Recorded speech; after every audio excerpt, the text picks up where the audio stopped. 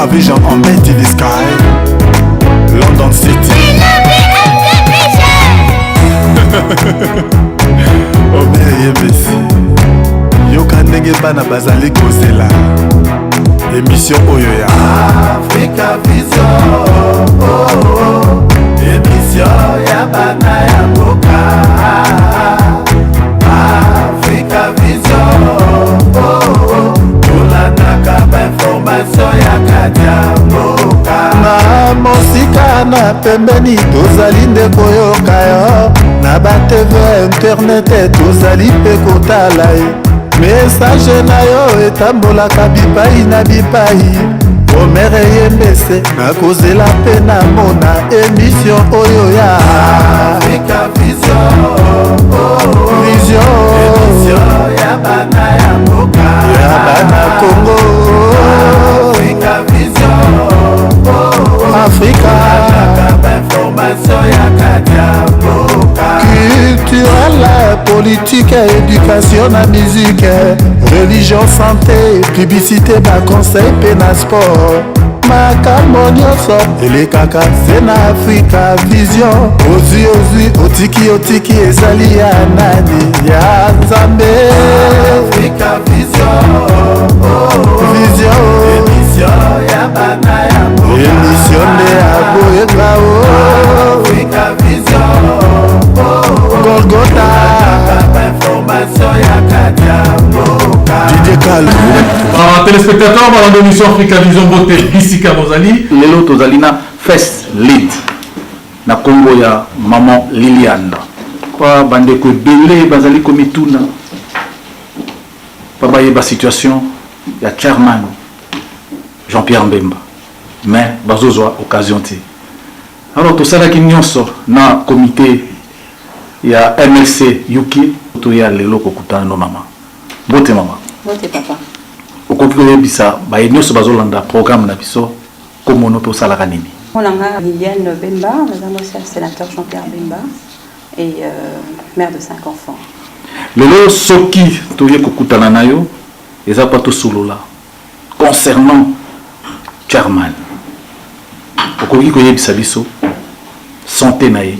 Merci mingi pour la moto na papa. En tout cas santé naye za malamu. Santé naye za vraiment na top. Ça bien important. En tout cas les camarades bani sur santé naye za te toujours pe ça kanza même parce na ninga zo batela ye na ndingi santé naye za bien très bien. Batu mususu bazoloba chairman aza libéré basu balobi azaka na prison. Yoroloba nini na mutuna wana. Mutu aza kolanda normalement évolution à procès a dit bien que nana za libéré. Mais d'ici là, on va la libérer. Bah téléspectateurs, tous a toujours na maman Liliane. Oyo boyebi azali mwasi ya chairman Jean-Pierre Mbemba. Maman, okoyebi ça secret na yo. Papa msusu na ba situation boye. Awazala pemena na mobali na été. Mais yoti lelo. Pasi bisengo. Ozaka ka pembeni na ye. Pour zolanda évolution na ye. Secret nos animes. Merci papa pour la motuna na yo kitoko. Oui, mais Bible dit que l'homme quittera son père et sa mère et s'attachera à sa femme et que les deux deviendront une seule chair. Donc tant que Jean-Pierre Bemba a na vie et le roman ko kabola biso izate. Bible le bien que liwane ko kabola biso. Mais tant qu'il est en vie et que la tili kananga panzambe, yango secret na ngeza wana kama bolongo na se mutumui ko sambela ko tuna nzambe a libérer abimsa iskazali. Est-ce que vous avez un espoir que nzambe azalaka? Papa nzambe azali azosala ezomona na pe bilembo ezali neti oh ezali belé déjà rien que pour la ndenge sénateur azana na bomo itilelo ezali déjà bilembo parce que ba tenter na vie na plusieurs fois papa yo mo voyez bien mo payé ça ba téléspectateur bazolanda ah na Kinshasa qu'on a ba tenter na vie na plus ou moins 3 fois mais nzambe va permettre que to bima na se ya ba balle a permettre de tobima na moto wana tina ndenge to komi lelo awa eza penza elembo monene. Maman to koyeba ba problème ni no kutana nango depuis chairman azana prison. Mutu nyonso to azana ba problème nga na niveau na nga problème na nga ezalaki moni mutu nyonso to azo traverser désert na ye Là, déjà, en ce moment, il se fait à passer. Donc, c'est un problème. Mais pour moi, ce n'est même pas un problème parce qu'on a vu que Israël Azali Kuna, ils ont une école de formation. Pour nous former. On se balance à côté de Boloko. Ok, parce que physiquement, ça permet de sauter. Mais c'est que Kuna a fait pour former. Il y a un lobby aux en désert. Mais la main est sautée. Moi, il tombe là, papa. Moi, ils allaient tous un bâton à jeûne, tous un bâton à prière. Mais je me répète au bimaka dans le désert. Le lobby aux maman et ma bonne délit ma casse. D'autres ni nolota. Pendant sortie à Charman. Papa na nzambazola kisa makambo ebele na okolo banyoso awa te mais il faut que ozana ilika que nzamba kosala nzambe soka lobi eloko azana sima na likambo wana mpona kokokisa yango soka lobi que Jean-Pierre Bemba arobima en son temps Basolo papa. Maman Liliane, leçon nini okotiré na arrestation ya Charman? Ba leçon eza mwa mingi hein papa. Omoni na mokili balobaka kosala kokufa omona bao balingaka yo. Omoni bakangi Jean-Pierre Bemba aza pembeni na biso te. Omoni siko bato bayaki mpona intérêt na bango moko na bato bayaki mpona bolingo mpona kosala mpona MLC. Bamonani na miso. Bamonani. Bao bayaki mpona intérêt na bango bakangi bisaka. Bakei. Mais bao bayaki mpona kosala mosala mpona kosunga mwana mboka baza wana tilelo. Maman, okoyebisa biso aide nini gouvernement congolais et apporté depuis l'arrestation. Il y a sénateur Mbemba. En tout cas, papa Lokuta Mabe, au Bakangi Azali, sénateur en fonction. Tilelo, depuis Bakanga, ça va toujours quand on a 5e année, on a mois de mai, toujours à 5 ans, dans mon gouvernement congolais, même pas Kotuna, na CPI, mais Muto Bokangi Wana, Aza, sénateur en fonction. Bokangi lié pour la ligne. Na mona yangote na France au monde a bakangi un français à l'étranger au moment le gouvernement français ningani penza a rosala toi qui ne rendre visite à iba pona ni bakangi mutu na bango et pas na biso tilelo papa na soka moi au bakangi aza congolais toi aza congolais. Je n'ai aucune aide de la part du gouvernement congolais. Maman, lelo soki chairman Jean-Pierre Mbemba abimi makanisi naye et kozala toujours le même ou bien à renouveler Intelligence naïe. Au moins, c'est qu'à Zasikoyo et pessier piton et permettre épimini à Kanisa Mingi.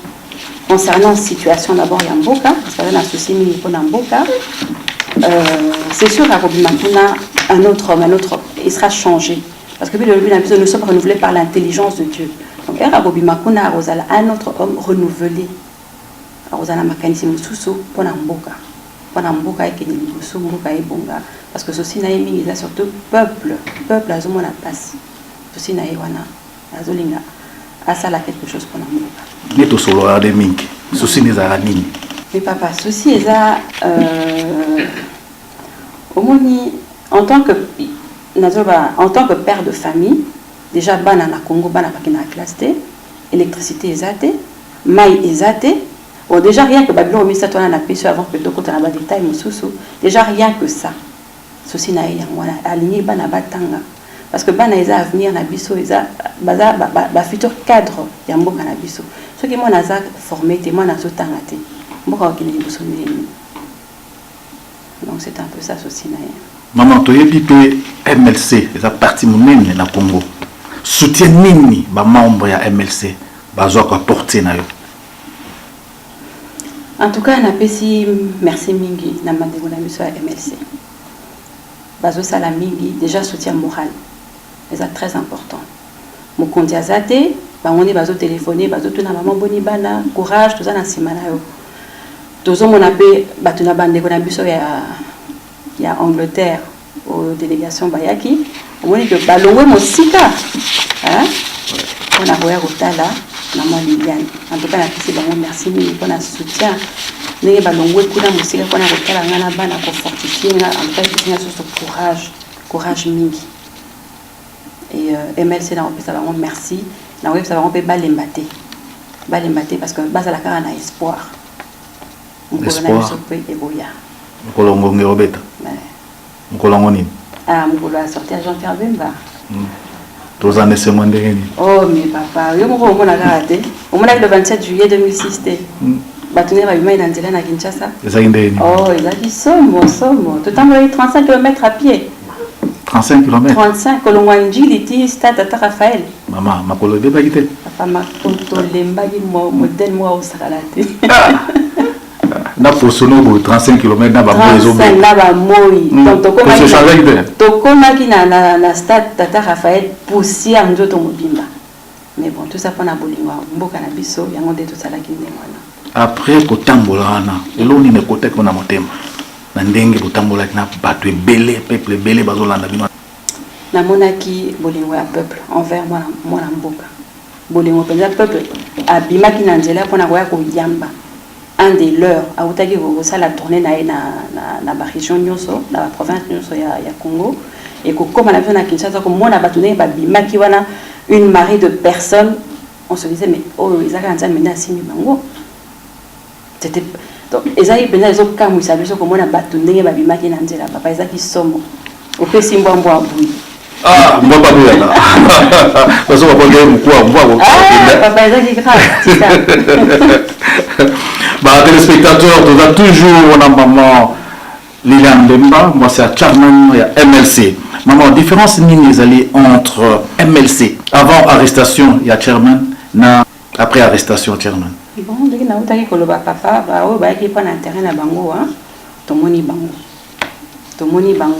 bah qui prend c'était pas à long terme, c'était à court terme. On va penser que le sénateur Azar on a sur beaucoup de bango peut pas profiter, mais nous va confondre bango à permettre que moi la mboka Azar la lui sauter pour aille que dans l'avenir avec qui il pourra travailler. Donc maintenant tous on a nani Azar nani. Monsieur Souparola te lamba ya sango, maza sango te. Ah, baza ebele hein. Baza ebele papa. Oui, baba onde. Nza arobisa bango moko. Maman, pona yo sénateur Jean-Pierre Mbemba, a Rosala libéré tout. En tant que servant de Dieu, connaissant la parole de Dieu, Bible le binabiso que il n'y a pas de condamnation pour ceux qui sont en Jésus-Christ. Donc Jean-Pierre Bemba arobima, a Rosala pe condamné. Pourquoi? Parce que toté liloba wana liboso. Tozo kotiango en pratique. Parce que tu veux que les Nzambe wana obiso to ndimeli a Rosala pe arobimisa ye. Ya solo. Ya solo papa. Pana zomo na za. Maman ozana kondimate. Ozana kondimate. Ezande. Faut ozana kondima. So ozana la foi la fin des places. Ezande tourner à public. Ya mona na ya kotuna yo. Non. Arobima. Pas mon oza toujours na apôtre pembeni hein. Toujours. Toujours. Là, ça vraiment bien encadré. Ate ya woni. Ah. Ate ya kitoko papa. So comment biso to temi wona na kati ya le sambo, c'est parce que ça na ba homme de Dieu bazat pembeni biso ba soutenir biso ba biso ba conseil. Ya mo moni to temi makasi zali. Voilà. Conseil ni no pesa na ba ino so bazolanda. Pas décourager té. Pas décourager té. Espoir ezali. Ba bazolanda nga sikoyo na koyebisa bango que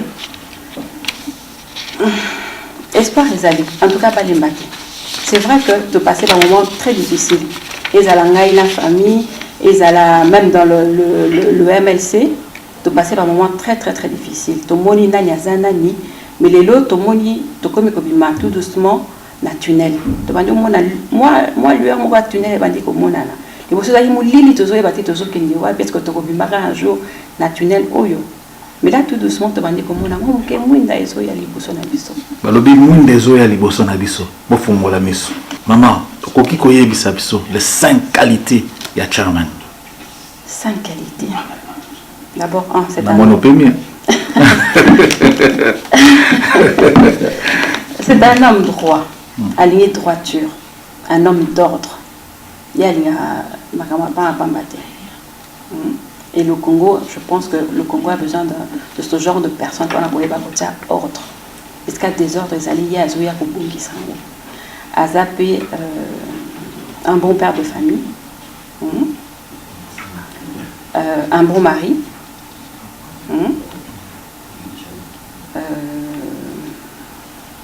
un responsable, un leader qui a une vision pour son pays. Et là, on se pèlera naïe. Oh, on a nyonso papa. Premier jour, tant beaucoup de temps naïe. Et le banni est protégé dans mon thème polingaï. Ah, oui, Nathan Moussaki nano, hein? Ah, Nathan Moussaki nano. Abeti ma bakou bébé. Abeti ma bakou trop pour la rozonga. Parce qu'on a peu de facilité, hein? Ah bon? Ah oui. Abeti ma bakou penda. Mais bon, je crois que Zaki n'a volonté de faire et que les deux ensemble, la preuve est là, la mitano, les amis qui étaient, hein? Et on a zoté qu'à répéter. Attends, conseil ni mon pesa na ba maman ba zolanda programme na biso so ba kutana na kanetu yayo oye ça ba ngoni na ouais ça va que maman il faut aller ba azala moi ça ma bondeli ma bondeli ce que za moi ça ma bondeli au moment na penza est-ce que problème ezali yo au moment na ngoni ti problème ezate donc ba maman ba yeba kota ma bolongo na bango na se koluka elonga nzambe avec sincérité. Ce que vous avez koluka nzambe oza ko tâtonner les lots oza a lo oza kuna oza bien oza bisangisa sangisa nzambe ko salate. Mais tandis que ceux que vous êtes fidèles na nzambe na yo au mona bikamwa o nzambe ko sala. Donc ba maman bazala passer ma bondeli. Netio. Exemple. Maman, message ni noko ki ko yibisa na ba membre ya MLC. Na bandeko nyonso bazuli ba ya Rolanda Africa Vision. Bandeko ya MLC na koyebisa bango lisusu merci mingi. Na ma surtout bazo sala na ndenge baza ko sensibiliser base population hein na koyebisa bango lisusu baza la encourager balembate espérance ezali batika la fidèle ndenge ba misana loyal et la fidélité paye comme on dit. Maman koyebisa biso pourquoi Chairman Jean-Pierre Mbemba alobaka j'accepte l'inacceptable. Papa et puis phrase wana ça aurait été mieux que Yemoko azala wana pona ko expliquer yango. Mais na moi moke onga na yebi na kopesa yo exemple. Au moins que na ba élection en 2006. Tu veux muta gagner. Oui, muta gagner. Il y a ça public par Rolanda Biso. Mais papa, yo paye peut-être réponse. Yo y a ça public. OK. Tu veux bien que Jean-Pierre Bemba mwana mboka ndaganya ki élection en 2006. Bon, ba sali ba manigance, ba tie oyo azawana lelo. OK? Bon moni makamundenge le kanaki. Jean-Pierre Bemba nane batakaki à 3 reprises. Alobi OK. Bolingi pouvoir nazotikela bino pouvoir. Na repesa yo li solo moko eza na kati ya Bible na roi 1 roi chapitre 3. Et sika basi mibale baza babotaki bana bazali na ndako moko babotaki bana. Balali na bana na bango moko mama moko alali na mwana ye mama moko alali na mwana ye. Mama moko ake kolala ya mwana ye mwana ne akufi. Na butu azui mwana oyo azali na bomoi a changer. Apesi azui mwana wana azui ya okufa apesi mama mususu wana. Na tongo balamuki ye mama wana oyo alalelaki mwana ye mwana kufi aki koloba bandi oganga partout voilà baké par roi Salomon voilà maman oyo alalelaki mwana na ye abomi et tout ça. C'est la même histoire qui s'est passée chez nous. Roi Salomon le bibon. Donc quoi boza ko wela mwana tikali moko bana bazali mibali mwana tikali moko. Na mwana moko ya tikali wana boyelanga épée nazo kata mwana wana en deux. Pourquoi ça etendi musoso ça etendi. Mais maman mukolo mwana moi biso ba maman o baye biso que toza ko kata mwana na yo libumu na ndingani habité papa roi soki akozwa mwana wana pesa ye mwana likambote omoni. Et le roi Salomon avec la sagesse on a pesa qui ya bisi na batu na ye bozwa mwana aza na bomoi bo pesa mama o parce que il est mukolo mwana et pas na biso pe et vous ala bongo ba botola ki pouvoir. Il y a Jean-Pierre Bemba. Bakanisa que muto ba rotia a kosunga ko libérer Congo to a ko sala nini na habité mais le bozomo na mboka ndenge ezokende. Donc na habité so comprendre moi lycée c'est nanga. Na comprendre lycée c'est maman. Maman to kaka que ozali mwasi ya mabondeli. Pona yo au côté ya biso nini na arrestation ya mobali. Papa au moni so qui maman no pe memuke. Ah oui. C'est parce que ça monte est très profond, il faut pas répondre yo madame. Parce que mon ibiso bateau te découragera mingi. Te découragera mingi. On se dit bon bakangi nakana ngai ndenge moko lobaki ne bandeli bakangi mobali. Mingi ba oreille ko lâcher. Na yebi ba sebele batika mibali na bango parce que ba yebi que mobali aza na boloko so bakatela keso ki mbula boni moi ça ba tenga na okokate na kinanga ko luka vie pa mususu. Omoni mais il faut y côté à biso. Ce qui c'est pas parce que bakangi mobali que au se décourager au batenga na kina ko luka iska mususu te. Ce qui nzama pesa ki mobali wana il faut supporter tina suka. Ti ozala wana omona obunda bitumananga na zobunda ngo papa ezaka na kata mabondeli. Parce que surtout bito landa bato mokili ba promesse ezali makambo eza ebele. Mais moi j'ai mis ma confiance en Dieu et je sais qu'avec lui j'aurai la victoire. Donc oya kozana makasi parce que rebonde la paix papa et ça c'est pas donné à tout le monde hein. Toujours na katia mabondeli. Toujours. Ah, félicitations. On peut pas lâcher prise, oui. Maman, en absence il y a Chairman Mbemba. Nani azo représenter MLC. Donc MLC est la structure est à Congo. Bakondi Bazali, tout un secrétaire général qui est là Thomas Louaka. On a poto il y a des représentants qui sont là. Netina on a Belgique na docteur Mongani na Grande-Bretagne tout un président Mido Azawana. On a poto il y a des représentants qui sont là. Donc il y a une structure dans le MLC. C'est pas constater que MLC il y a rien que ils appartiennent au ils ont la structure moko ezali et bazolanda structure il y a MLC nenge moko Afrika qui donc il y a des représentants un peu partout et il y a également un secrétaire général. Maman tomoni lelo oyambi comité à MLC UK les solo yango eza nini pa tomoni Simon Lusambo Gaston Robero Pati Mbangu Jerry, président Mido, na Chantal Baoundou. Solo Isaac, au monitoko, le collègue de Banimou la Sika, Balobi, il faut pas y aller pour présenter les gosses baveux et pas à maman. Et maman paye pas pour transmettre les baveux et pas sénateur Jean-Pierre Bemba. Et on moni bango pas délégation monene, en tout cas na sepeli minkumo na bango. Et na pese bango se merci. Maman là c'est mon makasi. Ah, c'est mon makasi. Surtout sur la moni, moi ça lui baigne maman Chantal. Bango nous surtout na sepeli na bango baza vraiment très très. Ça la différence quand maman lui baigne. Papa oui parce que baza au moins plus ou moins 9 hommes. C'est la seule maman. Au moni, donc baza maman moko baza na courage et belé. Certainement que maman aussi se bazali to bazalaka. Mais loko la bazaki na vision té to bazaki na courage à oser la té ba msusu ba bini bisaka bakei. Ezane tiyezo tangaza okendete. C'est ça. Ouais, ma vision tatikalite. Tatikalite. Il y a solo papa. Otanga maman libengi. Maman libengi. Ba papa mi le bazawa la ba bini surtout bazawa la ba salle mon dengo le dia. Tout le monde est là, papa Pati. Non, tout le monde est là, je suis vraiment très contente. En tout cas, la piste merci. Nani surtout bazo ça la courage na bango parce que cause à la 10 ans là on a poto derrière la carte MLC derrière un leader ils a pas cité certainement que bazo il fait tentative hein par mon sous bazo qui belé hein bazo qui belé mingi balongwe pourquoi manque de vision et ils sont balongwe pour nani mais papa Isaac comme je disais tout à l'heure ils ont vu le court terme ils n'ont pas vu le long terme. Le court terme, pour on dit que Jean-Pierre Bemba Bakangi, sénateur Jean-Pierre Bemba Bakangi, va bien pour Nabiso ici. Va bien Ninjoto, va qui au côté de Kamousous. Moutaza n'a libre, hein. Nous avons ça libre, donc voilà. Maman n'a pas eu ni un sobazo dans le programme Nabiso. Message ni n'europé ça va. N'a pas téléspectateur. Téléspectateur. N'a pas c'est on a nombreux te va au bail donc là va au moins la maman Liliane à travers l'écran à bango. Na repesa bango surtout bazo sunga bana mboka na repesa bango so merci mingi balembate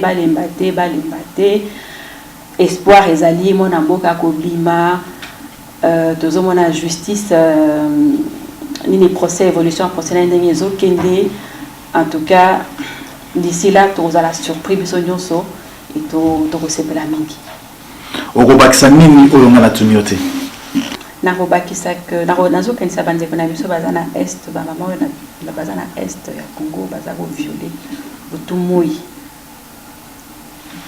nazokanisa bamama wana mingi nazoloba par manque de leadership na mboka bamama mingi baza viole baza koboma bango na bana mais batiaka elika epa nzambe nzambe nde apesaka espoir nde apesaka makasi. Et malgré la durée de la nuit, le jour finira par se lever. On a azali on a rotinda à rebondir voilà. Mais apôtre, le roté pas apôtre na. Apôtre, apôtre Jean Abedi. La PCP merci mingi l'homme de Dieu. On a monné à Songarayo partout. Partout, partout. En tout cas, Aza, c'est un homme à féliciter. Parce que de nos jours, surtout à Wanapoto, surtout à Wanamboka, c'est différent. Mais à Wanapoto, aux hommes, on a se sacrifier. Malgré qu'Aza n'a pas mais ce qu'avec papa n'a besoin d'une photo de prière. En tout cas, à Rotika Nyoso, à Roya, donc côté à prière. So il faut que nous ayons Roland, donc partout au monde, à comprendre un état sakamana. Mais ce qui aux arrêts na place ya moi c'est apôtre. Les serviteurs de Dieu en général, moi s'il faut la préparer. Les années moi c'est politicien. Il faut la préparer. Aïe que mon bal est politicien, à ma réunion par-ci par là, voyage. Les années mon repère à cadre il y a un serviteur de Dieu. Il est appelé à quoi? À prier, à jeûner et à soutenir les autres dans la prière. Donc, ceux qui n'ont pas moi, c'est ma papa, problème est ça. London City. Oh, bien, yes. You can nigga ban a car vision on me to the sky. London City. Oh, bien, yes. You can nigga ban a bazali kozela. Émission Oyoya Africa Vision Émission Yabana Yamoka. Na sepeli mingi parce que nalobaka toujours que MLC, d'abord ce mouvement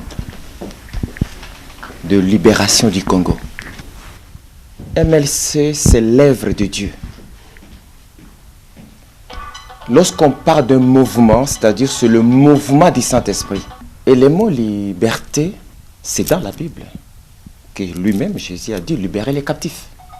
Donc, MLC, c'est l'œuvre de Dieu, c'est un mouvement qui doit libérer le Congo. Et si le Congo est libéré, c'est l'Afrique qui est libérée. Et que Mande Konabiso est à Londres et Lokona Kolobanabino, le président est là. Bokende à Londres. Na une pensée positive. Une pensée que les MLC, Jean-Pierre Bemba Gombo, c'est un choix de Dieu. C'est un choix incontournable. Lorsque Dieu a mis la main, personne n'a l'autorité de changer. Et le choix de Dieu amène toujours des tempêtes. Mais le choix de Dieu est Soukakanako triompher. Jean-Pierre Bemba, c'est un réserve de Dieu pour libérer ce Congo. Amen. Et Jean-Pierre Bemba, c'est un système, c'est une pensée de Dieu que même l'Amérique, l'Afrique, les Européens, de gauche ou droite, comprendre ce que Dieu fera de cet homme. Il a été choisi. Même lui-même n'était pas au courant qu'il était choisi par Dieu lui-même. Même sa famille. Mais Bandeko, Kaka présent lobby Ngongesie Belemi depuis longtemps. To Telema, To Loba, To Sakola. Avec foi et conviction que pour le moment, Congo n'a aucun leader à la hauteur, à la dimension de Jean-Pierre Bemba Gombo. Dieu parle Les anges parlent, la nature parle, l'eau parle, même le feu. Tous les 4 systèmes parlent. C'est Jean-Pierre Bemba pour le Congo. Je veux vous dire, mes bien-aimés, tous les présidents au Baleka Kina Congo, Lumumba, Pensée de Lumumba, Kasavubu, Kimbangu, Kabila Père, Mobutu et tout, Nzambe, Akamati Nyoso Atina Katina Yende. Yende. Tout ça, l'idée, oui, à Kiko libérer Congo. Ce qu'a telemi, aux assodos, qui ne kusala moussa. Ce qu'a telemi, aux a fonctionné, tu rentreras, tu vas aller travailler. Ndengazawana, Akobi Amutu Mususu. C'est pourquoi on a le lobby. Peuple ya Katanga, Kivu Maniam, Ozaïr, Bandundumbanda Équateur, leader Kaka Jean-Pierre Bemba, Yende. Et vous allez voir ce qui va se passer. Moutakozala champ à côté de Manabilanga. Et l'eau que Koutine d'ailleurs à Abana Koloba pour comprendre. Parce que c'est le choix de Dieu. C'est le choix de Dieu. Bandeko totelema. To défendre et loko. To zana leader mosusute. Kakopele. Nzamba pambo la bino ndenge boyaki. Bozonga na mapambo linyoso ya nkolo.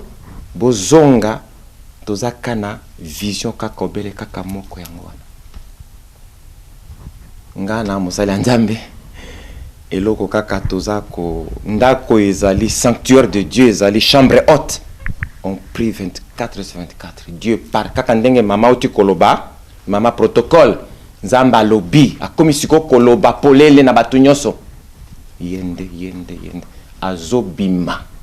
Balinga. Il est libre. Moi, je ne ramène pas au futur, mais au présent, il est libre, il est là avec nous. Premièrement, je tiens à remercier la délégation de MXC de la Grande-Bretagne pour la visite aujourd'hui auprès de l'épouse de notre président. Chaque fois, on ne cesse de le dire, il faut venir encourager la famille, c'est très important. Lors de dernières interviews, on répétait que l'engagement quotidien de Mme Liliane Bemba Texera est un appui efficace auprès de notre président. Vu la procédure au niveau de l'AE, nous avons beaucoup d'espoir que notre président sera libre, comme vient de le dire le pasteur, très bientôt. Ce qu'il nous reste à faire, nous, MXC extérieur, c'est de s'organiser, d'être plus actifs sur le terrain, de multiplier les actions pour une meilleure visibilité.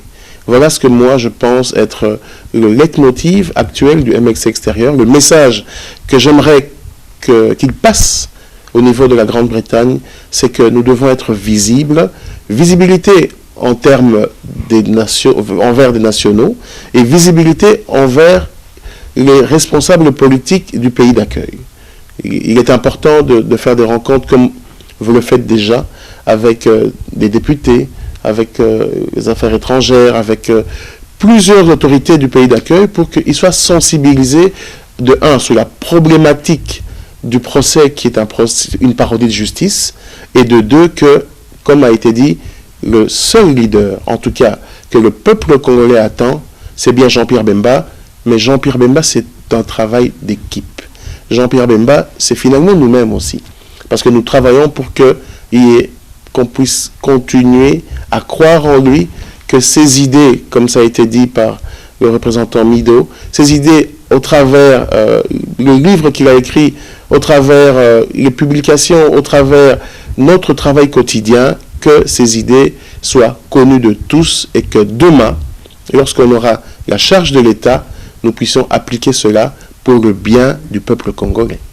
Voilà le message que j'aimerais vraiment qu'il soit transmis aux Congolais de la diaspora et finalement à tous les Congolais par. Ok, merci beaucoup.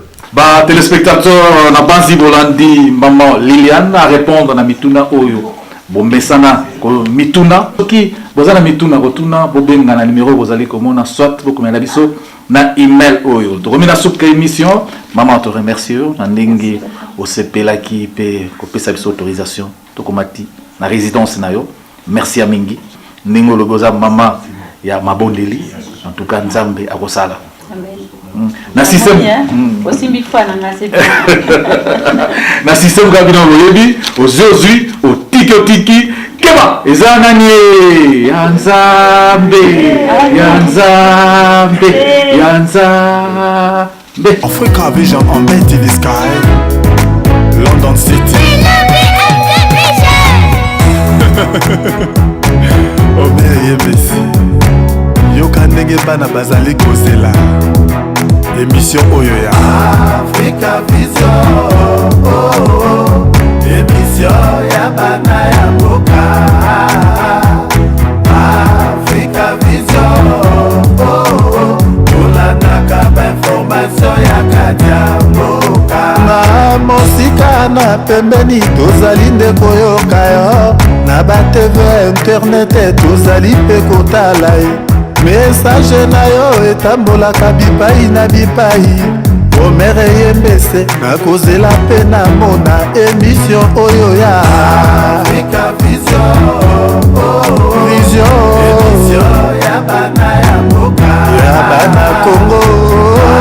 Africa Vision, Africa information ya katia mboka. Culturelle, politique, éducation na musique, religion, santé, publicité, ba conseil pe na sport.